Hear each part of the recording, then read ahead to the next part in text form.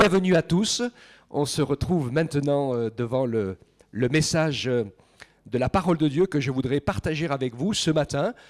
Dans le courant de la semaine passée, dans ma lecture quotidienne, j'ai passé vraiment un bon moment dans la première épître de Jean. Il y a plein de trésors. La parole de Dieu est vraiment un trésor plein de richesses. Et donc je voudrais partager avec vous certaines de ces choses donc, que j'ai lues et qui m'ont fait du bien. Donc nous allons lire la première épître de Jean au chapitre 3 et nous ferons notre lecture et notre méditation à partir du verset 9 jusqu'à la fin du chapitre. Je vous propose de prendre quelques instants pour lire le texte ensemble parce que c'est important. On va pouvoir ainsi garder dans notre mémoire les choses que je veux partager avec vous ensuite. Quiconque est né de Dieu ne commet pas le péché, parce que la semence de Dieu demeure en lui et il ne peut pécher puisqu'il est né de Dieu. C'est par là que se manifestent les enfants de Dieu et les enfants du diable. Quiconque ne pratique pas la justice n'est pas de Dieu, non plus celui qui n'aime pas son frère. Voici le message que vous avez entendu dès le commencement. Aimons-nous les uns les autres. Ne faisons pas comme Caïn, qui était du malin et qui égorgea son frère. Et pourquoi l'égorgea-t-il?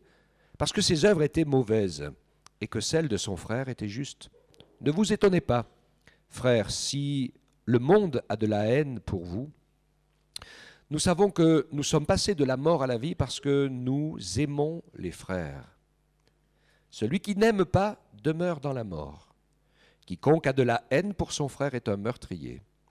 Et vous savez qu'aucun meurtrier n'a la vie éternelle demeurant en lui. À ceci, nous avons connu l'amour, c'est qu'il a donné sa vie pour nous. Nous aussi, nous devons donner notre vie pour les frères. Si quelqu'un possède les biens du monde et qu'il voit son frère dans le besoin et qu'il lui ferme son cœur, comment l'amour de Dieu demeurera-t-il en lui? Petits enfants, n'aimons pas en parole, ni avec la langue, mais en action et en vérité. Par là, nous connaîtrons que nous sommes de la vérité et nous apaiserons notre cœur devant lui. De quelque manière que notre cœur nous condamne, Dieu est plus grand que notre cœur et connaît tout. Bien-aimés, si notre cœur ne nous condamne pas, nous avons de l'assurance devant Dieu. Et quoi que ce soit que nous demandons, nous le recevons de lui, parce que nous gardons ses commandements et que nous faisons ce qui lui est agréable. Et voici son commandement, que nous croyions au nom de son Fils Jésus-Christ et que nous nous aimions les uns les autres, selon le commandement qu'il nous a donné. Celui qui garde ses commandements demeure en lui, et Dieu en lui. Demeure en Dieu, pardon. Celui qui garde ses commandements demeure en Dieu, et Dieu en lui. Et nous reconnaissons à ceci qu'il demeure en nous par l'Esprit qu'il nous a donné. Amen. Ce dernier verset était le thème du message de Andy l'après-midi, puisque c'était demeurer en Jésus pour que Jésus demeure en nous. Donc voilà. Mais ce n'est pas la même chose que je vais vous dire ce matin. Je voudrais vous parler d'autre chose. Vous avez remarqué les deux éléments qui reviennent sans cesse dans ce texte de l'Écriture. C'est la justice, la vérité, et particulièrement le fait d'être vainqueur du péché, et le tout qui est scellé par l'amour de Dieu et l'amour du prochain. Alors, c'est vrai que ce texte peut un peu parfois nous inquiéter, surtout quand on lit, quand on est né de Dieu, on ne commet pas le péché. Alors, on se dit que, aïe, c'est un peu compliqué, parce que je ne sais pas s'il y a quelqu'un ici qui ne pêche plus. D'autant plus que, et c'est important, on réalise que le péché, non pas au sens de la condamnation, mais l'imperfection, toutes nos imperfections nous limitent en tout un tas de choses. Mais je voudrais vous dire que pour Dieu, le péché, c'est quelque chose qu'il définit clairement. Et nous allons voir que c'est aussi simple que ça. En fait, le péché, c'est de ne pas croire dans son amour. Mais de ne pas y croire au sens vital. Vous comprenez ce que je veux dire? Quand je vous parle du Seigneur et quand je vous parle de sa parole, je veux que ça soit bien clair dans votre esprit, vous tous qui me voyez et m'écoutez, que quand la parole de Dieu dit de croire, quand elle nous dit d'aimer, ce n'est pas simplement une définition philosophique. Je pense que vous l'avez compris, hein, quand je vous ai parlé de la connaissance il y a 3 semaines. Hein, connaître Dieu. Ce n'est pas de la philosophie, ce n'est pas un choix de pensée, ce n'est pas un choix d'idées qui sont dans notre tête, c'est une réalité de vie. Si j'aime le Seigneur, eh bien je vis avec lui, nuit et jour. Amen. Et si je crois en Jésus, eh bien c'est que je sais qu'il a pardonné mes péchés et qu'il a fait de mon corps son temple et qu'il vit en moi, il demeure en moi. Et ça, c'était le message de hier de Andy, si je demeure en lui. Hein? Beaucoup de personnes voudraient que Dieu demeure en nous, qu'il fasse tout en nous, le ménage, la réponse aux prières, etc. Hein? Mais il ne demeure pas en lui. Chacun fait sa petite vie, tout seul, tranquille. Hein? Le Seigneur nous encourage vraiment à ce que ce soit nous qui bâtissions notre maison dans le cœur de Jésus et de sa parole. Alléluia. Et donc le péché, c'est de ne pas croire, de laisser Jésus de côté, ou de se servir de Jésus, parce que c'est aussi ce que beaucoup de croyants font, même dans leurs prières parfois. Hein. On ne se rend pas compte, il faut qu'on fasse attention dans nos prières, parce que parfois, on prie comme si le Seigneur était à nos ordres. Qu'on soit bien attentif, que dans le principe, c'est quand même nous qui sommes aux siens. Hein. Et les choses ne vont pas à l'envers. Et quand le Seigneur dit tout ce que vous lirez sur la terre, c'est la vraie traduction, c'est ça. Hein, c'est ce qui a été lié dans le ciel, ce que vous délirez sur la terre, c'est ce qui a été délié dans le ciel. C'est comme ça, souvent c'est pas très bien traduit, hein, mais ça veut dire que les choses, elles émanent de la parole d'abord. Et c'est à nous d'écouter cette parole qui vient de l'Esprit. Et quand nous recevons une parole qui vient de l'Esprit, alors nous pouvons la dire, nous pouvons la proclamer. Elle est accomplie. Alléluia. Mais ce n'est pas la méthode Coué. Hein. Ce n'est pas à force de répéter les mêmes paroles que les choses arrivent. Il faut qu'on soit très attentif à cela. Donc c'est quoi la justice aux yeux de Dieu? C'est quoi? Qu'est-ce que c'est la justice aux yeux de Dieu? Eh bien pour moi, la justice aux yeux de Dieu, c'est le verset de Jean 3,16. C'est la justice aux yeux de Dieu. Car Dieu a tant aimé le monde. La justice, c'est son amour, où il nous a tellement aimés qu'il a donné son Fils Jésus-Christ, qui a payé pour nous en sacrifice à la croix, qui a offert sa vie volontairement pour expier nos péchés, et nous donner le pardon et la vie éternelle. Alléluia. Alors souvent on s'arrête à Jean 3,16. J'ai écrit la suite parce que c'est très intéressant, ça nous montre que c'est vraiment ça le cœur de la foi. Quand tu dis Dieu en effet n'a pas envoyé son Fils dans le monde pour qu'il juge le monde, mais pour que le monde soit sauvé par lui. Et celui qui croit en Jésus n'est pas jugé. Ça me plaît ça. Non, pas vous? Celui qui croit en Jésus, il n'est pas jugé. On n'est plus jugé. Parce que notre jugement a déjà eu lieu. Et nos péchés ont déjà été jugés. Et combien de témoignages j'ai entendu, parfois les autres nous accusent, parfois nous font des reproches et nous on s'en fait aussi. Vous vous rappelez le témoignage d'Annette, ceux qui l'ont entendu, hein, quand elle est venue au Seigneur pour les premières fois, qu'elle est rentrée dans une église, qu'elle s'est sentie tellement misérable, elle s'est sentie tellement limitée, tellement sale, c'était vraiment, vraiment terrible. Et puis le Seigneur, par son esprit, a parlé dans son cœur. Il lui a dit, mais moi, je ne te reproche rien. La seule chose que le Seigneur nous reproche, c'est de ne pas croire en lui, au sens fort. Hein? Parce que si je crois en lui, ma vie va changer. Si je crois en lui, mes prières vont changer. Alléluia. C'est pour ça qu'il dit que si nous demeurons en lui, demandez ce que vous voulez, Dieu va vous le donner. Pourquoi Dieu va nous le donner? Parce que si je demande ce que je veux, si je crois en Jésus, ce que je veux, c'est ce que Jésus veut. Et si je veux ce que Jésus veut, je suis déjà exaucé. Alléluia. C'est ça la clé. Hein? On ne peut pas emmener le Seigneur partout où on veut. Hein? Et donc c'est important pour nous. C'est une école, c'est quelque chose de formidable. Donc la justice de Dieu, elle est là. Donc Jésus viendra un jour, oui, pour juger les hommes. C'est écrit dans sa parole. Hein. Il viendra pour juger les hommes, il lit dans les cœurs et dans les pensées. Il est venu pour les sauver d'abord, sans juger personne. Chacun a sa chance, chacun a son temps. Et tout est possible. Et quoi qu'on ait fait, si on se met à croire à l'amour de Jésus, le Seigneur efface, le Seigneur délivre, le Seigneur sauve. On sera étonné de voir qu'il y a même des hommes qui ont été très durs et très méchants sur la terre.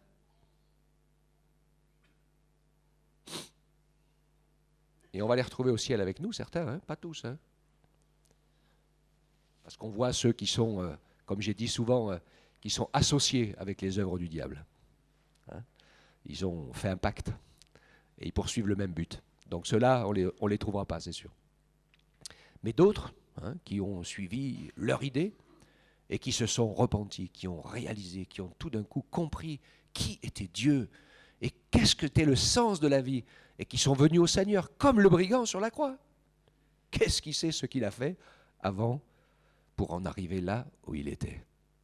Mais Jésus l'a lavé, l'a pardonné. Nous avons entendu le témoignage de gens qui ont été condamnés à mort, qui ont été exécutés, et qui ont vraiment demandé pardon pour le mal qu'ils avaient fait, parce qu'ils avaient fait du mal, ils avaient tué des personnes, ou abusé, mais ils se sont vraiment repentis. Dieu les a lavés, les a pardonnés et leur a donné un cœur nouveau. Oui, c'est cela, la justice de Dieu. Et cette lumière qui vient dans le monde, elle est là. Hein. Donc celui qui croit, verset 18, n'est pas jugé. Celui qui ne croit pas est déjà jugé parce qu'il n'a pas cru au nom du Fils unique de Dieu. Et voilà, la réalité, elle est là. Hein. Le péché, c'est de ne pas croire au nom de Jésus, le Fils unique de Dieu. Et le jugement, bien sûr, c'est que la lumière est venue dans le monde. Les hommes ont aimé les ténèbres plus que la lumière parce que leurs œuvres étaient mauvaises. Car quiconque fait le mal a de la haine pour la lumière et ne vient pas à la lumière, de peur que ses œuvres ne soient réprouvées. Mais celui qui pratique la vérité vient à la lumière, afin que soit manifesté que ses œuvres sont faites à Dieu. Alors, on n'est pas vraiment sans péché, parce qu'on est imparfait, parce qu'on est limité. Il nous arrive de tomber, mais Dieu nous regarde comme justes et sans péché, à partir du moment où nous avons pris 2 décisions, celle d'aimer et de croire en Jésus, la première, et la deuxième, qui est incontournable, qui est de pratiquer la vérité. D'accord? Et surtout avec soi-même. Être vrai avec soi-même. Et c'est important de pouvoir franchir cette étape. Donc la justice de Dieu, c'est l'amour de Dieu pour nous qui est manifesté en Jésus. Nous avons lu ensemble cette parole à un moment donné, il dit, vous avez reçu la semence de Dieu. Cette semence de Dieu, eh bien, c'est le Saint-Esprit qui habite en nous. Donc vous vous rappelez, dimanche dernier, je vous ai parlé de cette réalité importante, l'Esprit de Dieu qui habite dans nos corps. Donc on ne fait pas avec nos corps n'importe quoi. D'accord? Vous vous rappelez, hein? C'était important, si vous n'y étiez pas, allez sur Internet, vous voyez, c'est filmé, vous pouvez voir les cultes que vous avez ratés comme si vous y étiez. Donc, quand on réalise ces choses, on voit que Jésus a donné sa vie tout entière, et donc à cause de son sacrifice, de sa mort et de sa résurrection, nous avons pu être lavés de nos péchés, et enfin, l'Esprit de Dieu peut venir habiter dans nos corps qui deviennent son temple. Et c'est là que nous recevons la semence de Dieu. Cette vie de Dieu, cette présence du Seigneur, comme cette colombe, douce et délicate, qui s'impose jamais. Je ne sais pas si vous avez remarqué l'humilité extraordinaire de Dieu et surtout de son esprit, hein, sa douceur, l'Esprit de Dieu qui a pour but principal de glorifier Jésus. Il met en nous les paroles de Jésus. Il fait l'œuvre pour qu'on fasse confiance au Seigneur. Il travaille nos cœurs pour nous convaincre de péché, de justice, de vérité. L'Esprit de Dieu, il n'est jamais tourné sur lui-même. Il n'a qu'une seule action, un seul travail, c'est de glorifier le Seigneur dans nos vies et de faire en sorte que nous puissions le vivre. Parce que c'est l'Esprit de Dieu qui permet que les choses deviennent concrètes en nous, jusque dans notre corps, que ça ne soit pas simplement une belle théorie. Et pour cela, eh bien, il faut que nous puissions ouvrir la porte de notre cœur, et cette porte, c'est une porte à 2 battants. Le premier battant de la porte, c'est la repentance, et le deuxième, c'est la foi. Les 2 choses vont ensemble. Dans la repentance, il faut que nous puissions la comprendre, parce que le mot repentance, dans son étymologie originale, c'est un demi-tour. Et donc, dans un vrai demi-tour, il y a 2 choses qui sont fondamentales. C'est la prise de conscience des mauvais résultats et des mauvaises choses que nous avons faites quand nous ne marchions pas dans le bon sens. Donc ça, et c'est qu'une moitié cela, ce sont nos péchés, nos mauvaises œuvres, ces choses mauvaises que nous avons faites, et qui, la plupart du temps, ont fait plus de mal aux autres et à nous qu'à Dieu lui-même. Hein. Il y a des gens, parfois, ils ont une notion bizarre, ils demandent pardon à Dieu de leurs péchés, en ayant l'impression que le Seigneur, c'est une machine à laver les péchés. Mais on ne réalise pas que si nous avons péché contre Dieu, nous demandons pardon à Dieu, et si nous avons péché contre les autres, nous demandons pardon aux autres. Et si nous pouvons réparer, normalement, dans le demi-tour, il y a la réparation. Ça fait partie de la repentance, hein. D'accord ? Donc, toute la foi est une réalité concrète. Donc, dans la repentance, il y a en même temps... Donc on sait que ça, j'ai fait, c'est très mal, ça c'est très mal. Mais ce qu'on a compris surtout, c'est le pourquoi. C'est parce que je faisais les choses toute seule sans me laisser conduire par le Seigneur. Et dans la repentance, il y a vraiment le renoncement à ces œuvres mortes et dire maintenant, Seigneur, je fais demi-tour dans ma vie et je veux vivre avec toi et construire avec toi. Alléluia. Ça nous amène directement dans la foi. Et c'est important, parfois un peu utile, de pleurer sincèrement sur sa misère, mais c'est très important et encore plus utile de se relever, de saisir le pardon de Dieu et de se mettre au boulot pour reconstruire une vie nouvelle conduite par Dieu. Avec simplicité, avec humilité, en se rappelant que le premier de nos témoignages, c'est nos actes. Ça aussi, on l'a entendu hier après-midi, et c'était tellement important de savoir les uns et les autres que si nous vivons dans une vie de foi, de confiance, si nous réalisons, si vous réalisez, mes sœurs, mes frères, que là où vous êtes, Dieu veut que vous y soyez et que vous puissiez vivre le fruit de l'esprit dans toute sa splendeur. Elle nous a démontré, Andy, c'était super, elle nous a démontré qu'à partir du moment où on vit dans les bonnes choses, eh bien, on rend témoignage directement à la vérité. Et qui c'est la vérité? C'est Jésus. Hein. Alors c'était super intéressant. Je vais prendre un petit exemple quand même, juste pour vous donner faim et soif. Elle disait, ça j'ai beaucoup aimé, c'était super. Elle disait, il y avait des besoins pour s'occuper un peu du jardinage autour de l'école et tout ça. Elle a dit, oh là, on va demander aux retraités de l'église de venir, mais vous n'avez pas le droit de parler de Jésus dans l'école. Donc ils sont venus, ils viennent 1 fois par mois, ils entretiennent, etc. Puis ça leur arrive d'être un peu avec les enfants, de leur montrer et tout. Et donc ils parlent, ils savent qu'ils ont la consigne et ils n'ont pas le droit dans l'école de parler des choses de Dieu. Et ils ont fait ça pendant plusieurs semaines, plusieurs mois, et puis un jour ils revenaient à la porte, donc ils sonnaient pour que c'était le jour du petit chantier, et donc ils ont envoyé une petite élève pour ouvrir la porte de l'école et les faire rentrer, et puis les emmener au bureau de la directrice, et la petite fille, elle arrive dans le bureau de la directrice, elle dit « Madame, je vous emmène les chrétiens, vous les mettez où ?» Hein, elle disait, ils ont connecté tout de suite. Hein. Ils ont vu que ce n'étaient pas des gens comme les autres. OK, hein. Donc c'était vraiment super. Et donc Dieu nous encourage ainsi. Notre premier témoignage, bien sûr, c'est notre vie. C'est le fruit que nous portons. C'est la joie et la paix que nous avons parce que nous sommes en train de faire et de vivre et de communiquer l'amour de Dieu, la joie de Dieu, la paix de Dieu au milieu de là où le Seigneur nous a placés les uns et les autres. Donc, la repentance, le demi-tour et la foi, cette confiance dans le Seigneur que Dieu nous a donné aux uns et aux autres. Donc, à partir du moment où on est né de Dieu, quiconque est né de Dieu ne commet pas le péché, parce que la semence de Dieu demeure en lui, il ne peut pécher. Et donc, je pense que vous avez compris le principe du péché, à partir du moment où on a choisi de suivre Jésus et que le Seigneur Jésus nous a adoptés, il commence à nous reconstruire, et avec le principe de sa parole et de l'amour de la vérité pour nos propres vies et de l'amour de Dieu, eh bien, nous sortons petit à petit de nos péchés, de nos imperfections. Et s'il nous arrive, parce que ça peut arriver parfois, un moment de faiblesse où on tombe, eh bien, il faut revenir au Seigneur, qui est celui qui pardonne et qui fait grâce. Alléluia.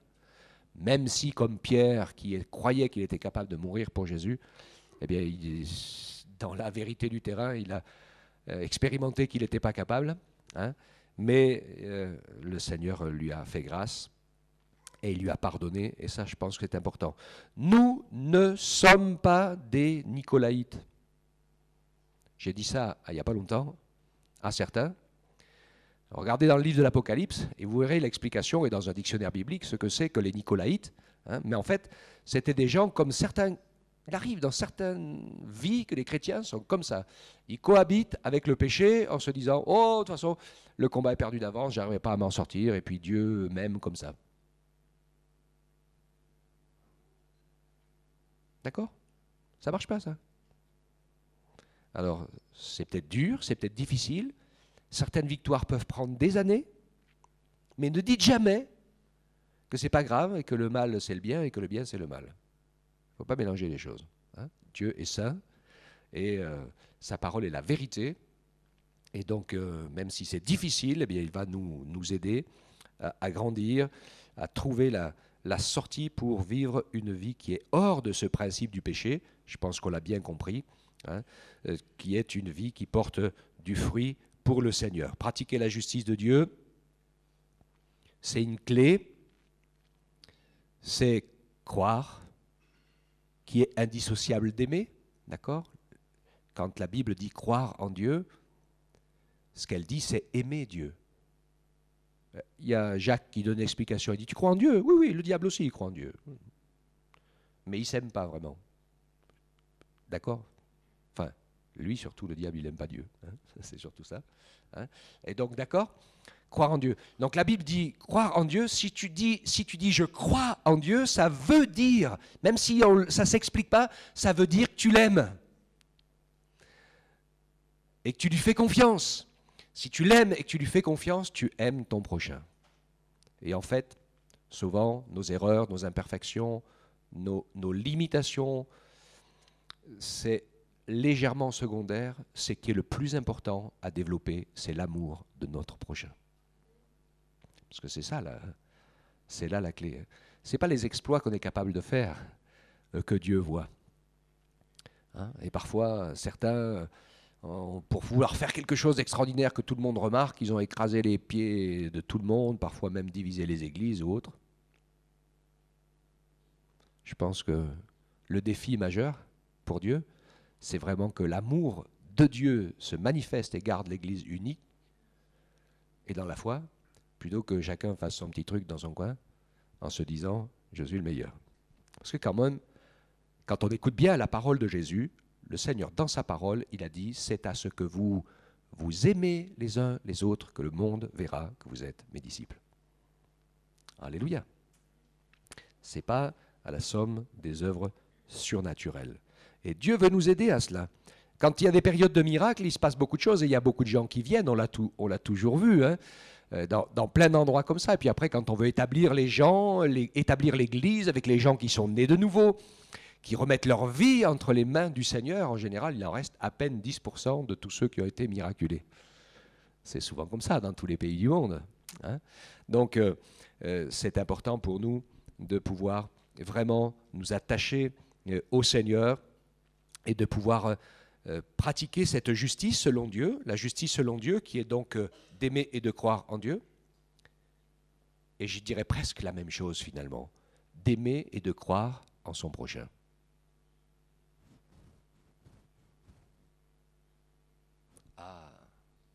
savez que c'est une clé, ça? Parce que si au lieu de regarder chez l'autre tout ce qui ne va pas, pourquoi on fait ça? Pourquoi on regarde chez l'autre ce qui ne va pas? Parce que c'est pour nous rassurer, parce que nous, on ne va pas tout bien non plus. Alors on se dit que finalement, si l'autre, il y a plus de choses qui vont moins bien que moi, je suis mieux que lui. Ça s'appelle ça le niveau par le bas. Et ça ne nous emmène pas bien loin, en général. Okay, et c'est souvent comme ça. On a notre existence et on a notre repère. On se repère par rapport à ce que les autres font ou ce que les autres pensent de nous. Ça, c'est aussi très féminin, ce point faible-là. De souvent se demander un petit peu ce qu'on est vraiment, hein, d'avoir besoin d'être reconnu. C'est chez les hommes, chez les femmes aussi. Peut-être un peu plus, je crois. Hein. Mais ce que Dieu veut, c'est que nous soyons confiants dans ce que Dieu a fait de chacun d'entre nous. Alléluia. Que nous soyons hommes ou femmes, Dieu nous aime. Et moi, j'aime à dire, ça fait des années que je le dis. Je dis, c'est le Seigneur t'a donné la vie. Je le dis même aux gens que je vois dans la prison, même aux gens qui ne sont pas convertis, ils ne connaissent pas Dieu ni rien du tout. On parle de la foi. Alors, ils sont un peu croyants. Hein, ils sont un peu croyants, mais ils ne connaissent pas. Ils ne savent pas. Hein. S'ils connaissaient le Seigneur, il y aurait des... ça se saurait. Et donc, mais c'est pas pire que dehors. Hein. Et donc, dans cette réalité, je leur dis, mais tu vas faire quoi de ta vie? Est-ce que tu sais que Dieu t'a donné la vie et que si tu es vivant, c'est que tu as des choses à faire pour lui, tu as ta place dans son plan, tu es quelqu'un dans son plan, tu as un nom à part dans son plan, Dieu te connaît toi pour que tu fasses toi, et ce que tu peux faire toi, personne d'autre que toi ne peut le faire. Et c'est pour ça qu'il t'a choisi. Et même si quelqu'un t'a dit que tu étais le fruit d'un accident, pour Dieu, t'inquiète pas, tu n'es pas un accident. Si tu es là, c'est qu'il t'a voulu. Et que ta place est bien précise. Et donc c'est important, bien sûr, de réaliser ces choses. Et finalement, au lieu d'avoir cette espèce de jugement comparatif en se disant que le Seigneur nous aide à prier, à essayer de voir ce que les autres pourraient devenir.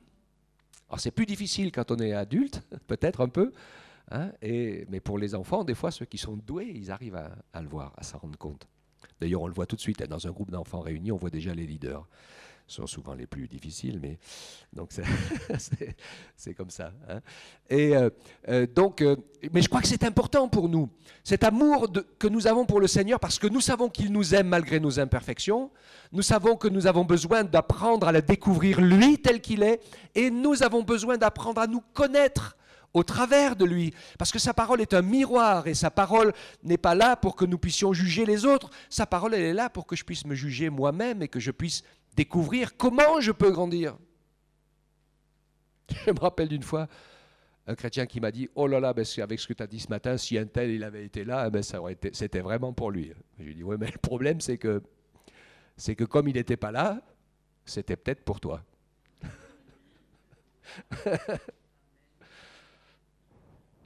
C'est ça la réalité. La parole de Dieu, elle n'est pas pour l'autre à côté, elle est pour toi, elle est pour moi.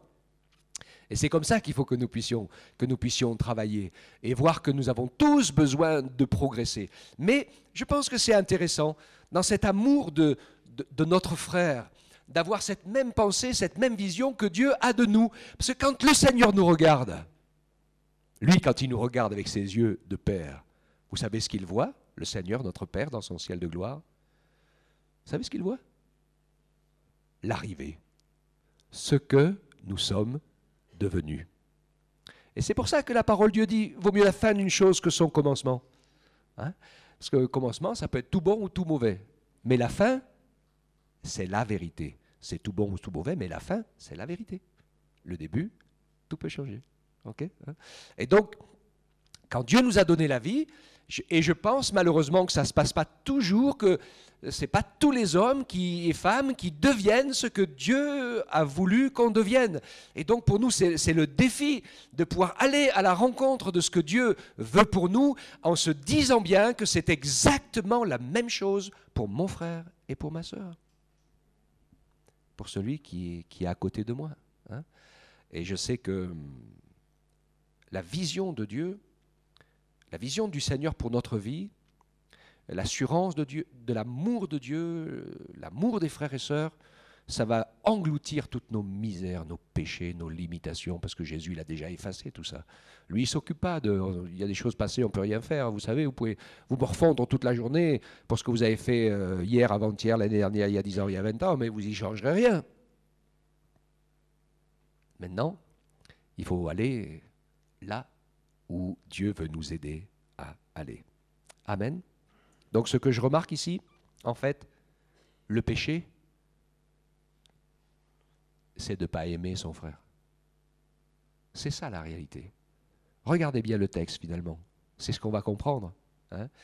Et c'est bien ça que ça veut dire. Parce que quand on voit comment Jean insiste, vous n'oubliez pas hein, le commandement. Le commandement de nous aimer les uns les autres. Donc il ne répond pas aux détails de nos imperfections, mais il nous emmène sur la nécessité de pouvoir, bien sûr, aimer et avancer. À la fin, il nous donne une petite solution dans la dernière partie, hein, quand il nous parle du sentiment de condamnation qui pourrait exister dans notre vie de prière. De quelque manière que notre cœur nous condamne, Dieu est plus grand que notre cœur et il connaît tout.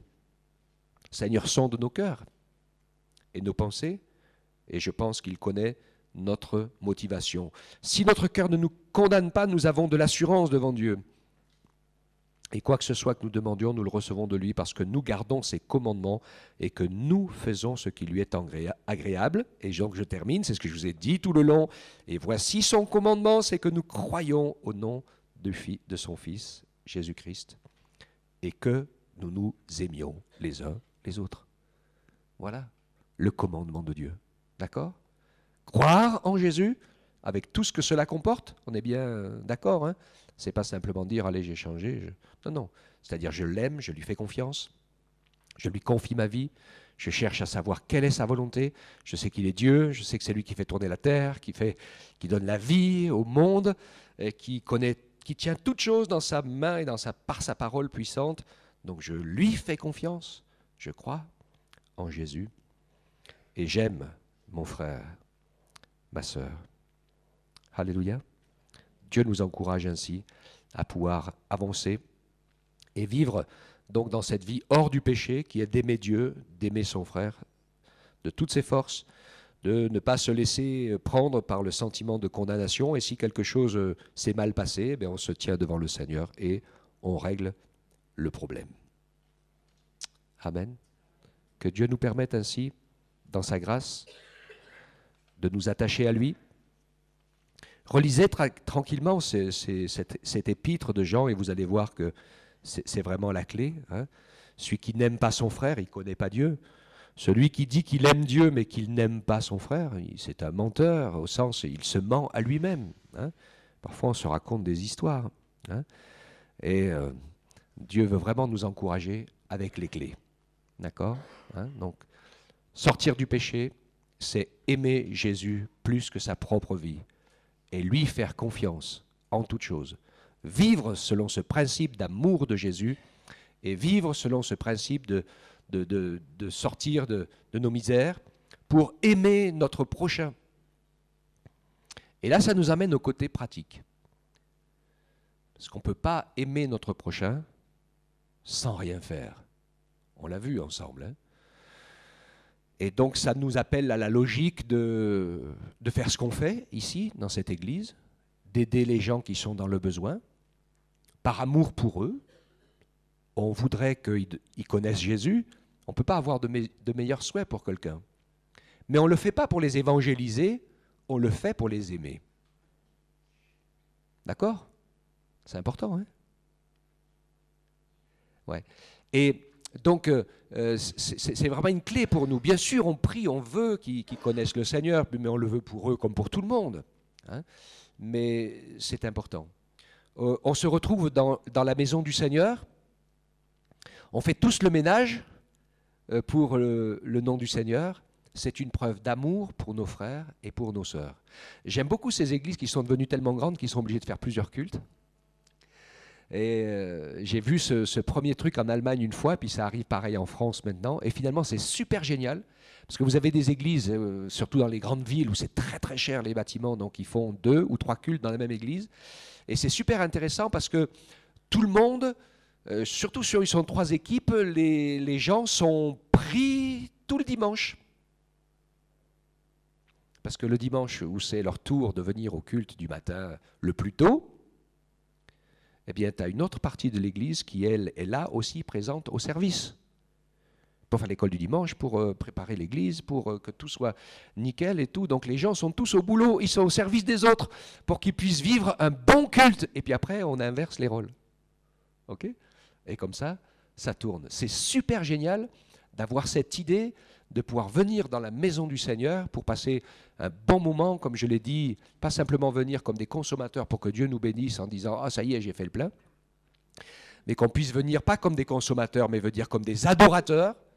Moi, je me pose toujours la question, et je sais que c'est ce que je prie le dimanche matin, quand on est ensemble de bonne heure pour préparer les chants et tout ça, on prie, et je dis, Seigneur, je prie, et ma prière, c'est que quand on sort tous d'ici, toi, dans ton ciel de gloire, tu puisses dire, ah, ce matin, j'ai vraiment eu un culte super. Parce que c'est ça la réalité. En général, le culte d'adoration à Dieu, c'est le cadeau qu'on lui offre. D'accord ? Et beaucoup de gens, eh bien, ils viennent, hein, et au lieu d'offrir à Dieu le cadeau de l'adoration, c'est eux qui veulent encore que Dieu les couvre de cadeaux. Mais vous savez, vous êtes comme ça les parents. Hein, on ne laisse jamais nos enfants repartir à vide. Et le Seigneur ne nous laisse jamais repartir à vide, ça n'existe pas chez lui. Hein. Mais vous avez compris le principe ? Pour Dieu et pour nos frères et sœurs. Donc c'est vraiment réjouissant, hein, de pouvoir faire une salle toute belle, toute propre, en disant « Ah, mais ça va bénir mes frères et mes sœurs. » Alléluia.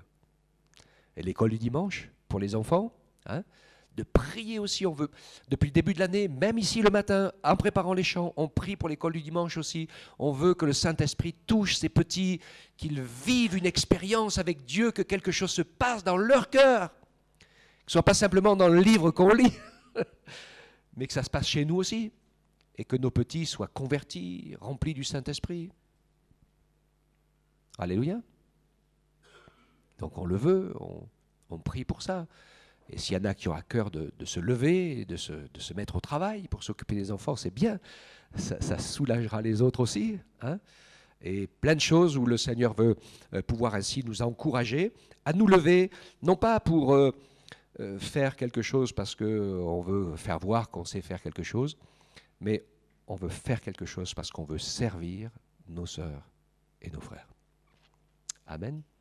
Démontrer notre amour pour eux, et même si certains, à certains moments, ne nous aimeront pas du tout, je vous le dis d'avance, ça va arriver.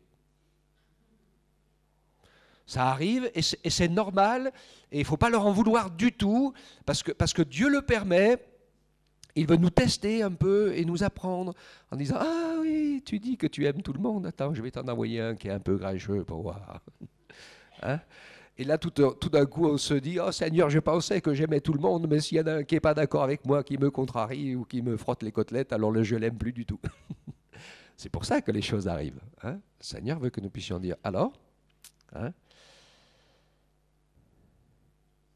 J'ai toujours été impressionné de voir que c'est plus facile souvent d'aimer nos ennemis que d'aimer nos frères et sœurs. Mais, je vais vous dire quelque chose. On espère qu'on aura pas mal de nos ennemis qui seront au ciel avec nous, mais on n'est pas sûr qu'ils y seront tous. Par contre, nos frères et sœurs, ils y seront tous. Donc je vous encourage fortement à apprendre à aimer aussi les frères et sœurs, parce que vous allez passer l'éternité avec eux. Les ennemis, on espère qu'il y en aura le plus possible, mais ils n'y seront pas tous. Hein. Voilà. Donc le véritable amour, c'est de bien se connaître et de s'aimer quand même. C'est ça, hein. Facile d'aimer les gens qu'on ne connaît pas. Hein. C'est pas compliqué. Moi, j'aime tous les Chinois de la Terre. Hein. Hein, par exemple. Hein, ou tous les Japonais, je ne les connais pas. Hein. Il y a des gens qui disent ça. Hein. Et même dans nos prières, il faut qu'on fasse attention des fois. Hein. Des gens qui disent « Seigneur, bénis le monde entier ». Faites jamais ce genre de prière. Hein. Vous allez passer pour un crétin auprès des incrédules et des athées, et il aura raison en plus. Hein. Parce qu'on doit prier selon ce qui est écrit dans la parole. Et quand on regarde dans la parole, on sait que dans les derniers temps, ça va chauffer. Et que ce n'est pas vraiment la bénédiction pour la terre, même si les témoins de Jéhovah disent que le paradis s'installe petit à petit, je pense que vous l'avez remarqué. Hein, on en est quand même, c'est quand même pas ce qui a l'air de se passer, à mon avis, mais bon, hein, donc on va s'apercevoir que les choses vont de moins en moins bien. Mais finalement, il y a deux choses qui se rencontrent, on le sait. Parce qu'avant que Jésus revienne, la montée du péché va se faire folle. Et l'action du Saint-Esprit va se faire folle aussi. Ça va devenir une guerre déclarée. Une guerre ouverte. Entre les amis de Dieu et les ennemis de Dieu. C'est ça, la réalité. Alors quand on prie, c'est dans une autre pensée. C'est qu'on veut vraiment que le Seigneur triomphe et fasse son œuvre. Dans nos cœurs d'abord, et dans le plus de cœurs possible. Amen. Donc, ne vous inquiétez pas. Vous qui aimez Dieu de tout votre cœur, et qui voulez croire en lui obéissant, et qui avons décidé de vivre dans la vérité, et de faire l'effort aussi d'aimer et de servir nos frères et nos sœurs, alors, pour Dieu, nous sommes des gens qui ne péchons plus. Parce qu'on est entré dans le principe de la foi et de la vie, et quand il le faut parfois, du sacrifice de sa vie pour bénir les autres sur certains points, d'une chose ou d'une autre. Pour certains, ça leur est arrivé de le sacrifier vraiment. Hein, je ne sais pas ce qu'on ferait, mais c'est arrivé à des frères et des sœurs. Hein, je me rappelle ce naufragé qui était dans l'eau avec un non-chrétien et qui, avec un seul moyen de pouvoir en sauver qu'un, et il a dit, je te laisse la place sur le petit bout de radeau, parce que toi, tu n'as pas rencontré Dieu, tu n'es pas sauvé. Si tu meurs maintenant, tu seras perdu pour l'éternité. Moi, je sais que ma place est prête, que le Seigneur m'a préparé sa place, donc il n'y a pas de souci. Même si je quitte la terre, je sais où je vais. Et c'est un livre, hein, c'est pas une histoire bête que je raconte, c'est une réalité. Hein. Le gars, il a écrit un bouquin, et il dit, je dois mon salut à 2 personnes. C'est le titre du livre. Et en premier, c'est à celui qui s'est sacrifié à sa place, pour qu'il reste vivant et qu'il rencontre le deuxième, le seul qui avait pardonné ses péchés et qui pouvait lui donner la vie éternelle. Mais il a bien fallu les deux. Okay, hein? Et souvent, nous, l'Église, on oublie ça. Hein? Et Dieu veut nous encourager à comprendre que notre vie dans la foi, elle va jusque-là parfois, mais pas toujours, mais dans l'esprit des choses, que Dieu nous libère de toutes nos petites enfantillages parfois, et qu'il nous permette de vraiment le suivre avec force, avec humilité, avec simplicité, en ayant trouvé la clé de cet amour de Dieu que Jésus nous a démontré. Amen. Nous te louons, Seigneur. Te rendons grâce et te bénissons ensemble pour la grandeur de ta bonté, pour ton plan de salut extraordinaire. Tu as accompli pour nous une œuvre qui nous dépasse. Tu es tellement grand, Seigneur. Tu as expié nos péchés. Tu nous as offert ta vie. Tu ne nous as pas laissés seuls. Tu nous as donné ton Esprit Saint qui vient habiter dans nos pauvres corps de misère pour en faire son temple. Mais nous le croyons, nous le savons, et nous nous emparons de toutes ces promesses parce qu'elles sont faites pour nous. Tu as dit que tu étais notre Père, notre Sauveur, notre inspirateur, notre force, notre vie. Nous le croyons et nous le vivons. Tu ne méprises personne, même le plus petit enfant. Tu vois déjà tout ce qu'il est, tout ce qu'il va devenir, tout ce que tu as tracé pour elle, pour lui. Quelle grâce immense. Donne-nous un cœur qui ressemble au tien, Seigneur. Apprends-nous à aimer. Que nous ne soyons pas simplement des croyants de nom qui croient vraiment en toi, mais que tu nous aides à devenir des croyants de fait, qui vivent et montrent que nous croyons en toi, que nous te faisons confiance en toutes choses.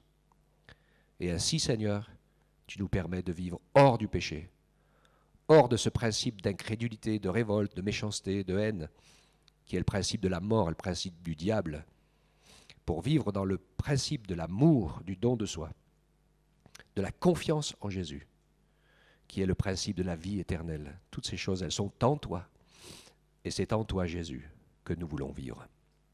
Que ton nom soit glorifié, Père, ce matin. Et pour les jours qui viennent, que nous gardions ta parole serrée dans notre cœur, que nous n'oublions pas, pour la mettre en pratique, afin que nos vies témoignent de toi et te glorifient.